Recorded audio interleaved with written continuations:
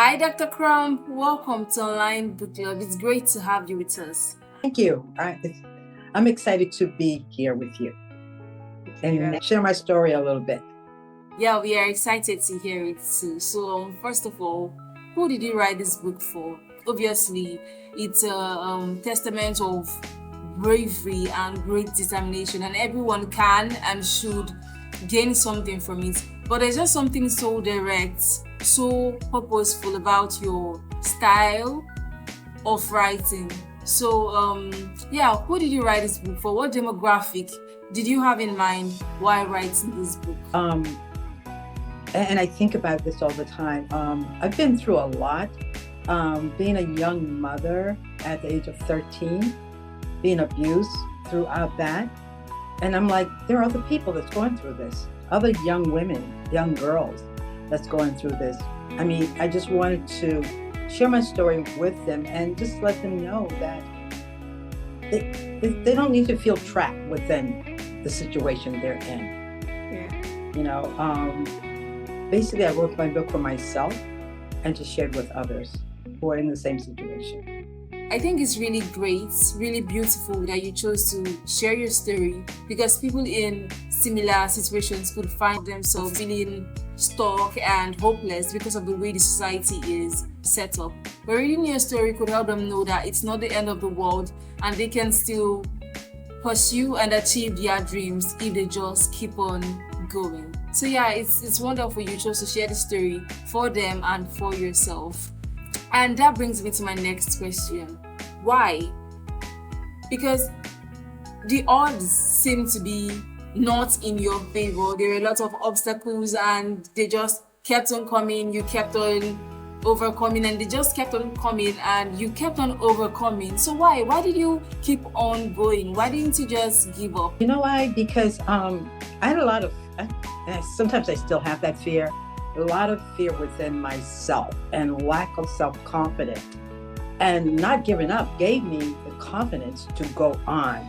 And I also, as I journeyed, because all of this came later in life, I was an adult, accomplishing my dreams and learning. I had to learn to read, and that was very challenging for me. So having someone other than, this, and I just want to tell you this, my second husband, he sort of opened doors for me that I didn't even know exist. So each time that I felt I can't do this, he would say, yes, you can. Yes, you can. You need to make a difference. You need to share your life, share your story, and keep going. Would you say that was the biggest factor in your success? Would you say that was the main reason you kept on going? You know, I feel this way. Any situation that you're in, you need a mentor, okay?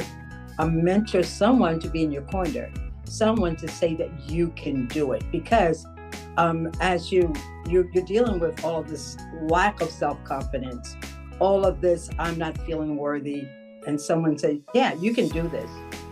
You are beautiful. Just keep doing what you're doing. Get up, go back, and try it again. Yeah. Yes, I think we do. We need someone. Yeah. And if we don't have the whole support system, just one person can make a difference. Yes. Now, clearly, you have come a long way in your life. You went through a lot, but you've come so far. If you could go back in time, do you think you would change anything? That's a good question. I have my daughter who is the light of my life. And that's what happened in my younger days at 13, 14. But yeah, I would change some things. I would get to know myself. I would complete high school. I would do all the things that young teenagers do as they're growing, learning themselves, getting to love themselves, because I missed all of that. And you know what I think important, even because right now I have 12 grandkids, and I'm always pushing 3 kids, 12 grandkids, and I'm always pushing prom. To me, prom is very important. I never got to go to my prom. So I make sure each one of my grandkids get to go to their prom. And I just want to tell you a little bit, my son had 2 proms. He was invited to 2 proms. And I think that's important. I think getting to know yourself, and that's how you learn yourself through as you grow. High school.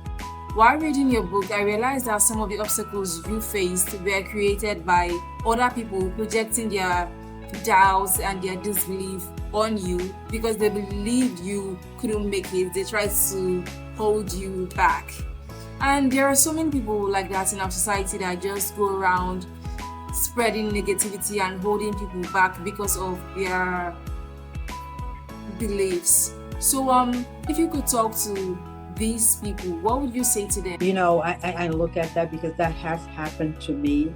But, I can't control what people think and feel, but I can only control what I feel. And I would never put anyone in a cage. And I believe in people, and people are very important to me. You can do anything you put your mind to it. So they come to me and say, Dr. Crump, even now, I really don't think I can do this. And I say to them, because I learned from my husband too, yes, you can. Let's just see how I can help you. And I love being a mentor. I love just showing the way, especially because I work with LPNs to RNs. They're mothers. They already have a career, but they're mothers and they want to go back to that RN. And they'll come in, I'm doing this, I'm doing that, I have so much going on. Let's see how we can work it for you. And this is what you need to do. So I sort of use my experience to help, to mentor others. Yeah, it's very important to be a force of good, and how we react is more important than whatever they say. That is iconic. Speaking of obstacles and experiences, you had to relieve a lot of painful experiences and challenges you faced in your past while writing this book, and it must have been really, really painful. So what was the writing process really like for you? What did it take to put these words down and decide to share it with the world? As I'm writing the book, it's taken me back. And even once the book was finished and I reread the book, memories, emotional, my heart. It's like, wow, how did I get from this step in my life to where I'm at now? It was very difficult, very emotional. And it even touched me now as I think about it. But God is good. So God has a plan. He has a plan for everyone. So we just need to tap into that plan and follow it. And I think this was his plan, to share my story with everyone.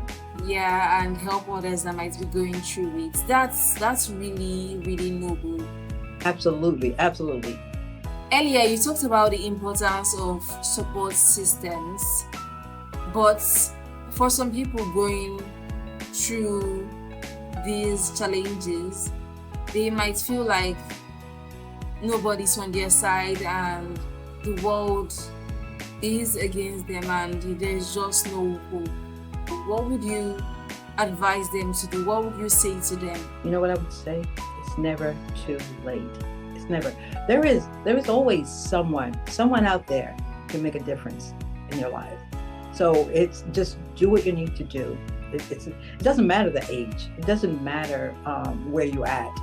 Because I'm 71, and by the time I got through everything, 71 though.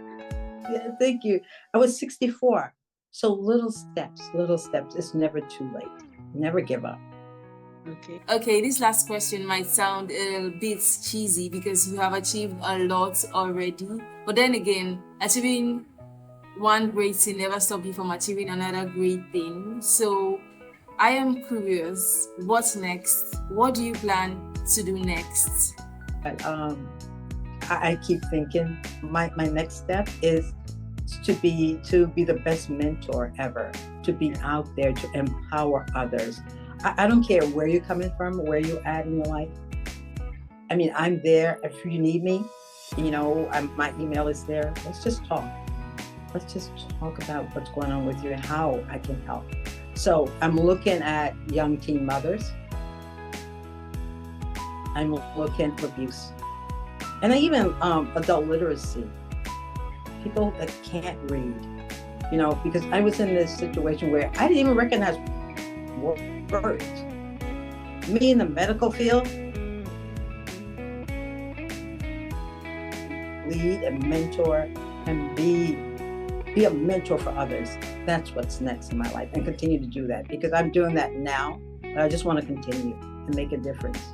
Okay, that's a really noble pursuit. I felt a lot of things while reading your book, but most especially I felt inspired. I felt inspired to be better, to do better with myself and with the world. So yeah, I think your memoir is really wonderful, and you truly are an extraordinary woman. Yeah. You make me cry. Thank you. And God is good. So I just trust him with every step.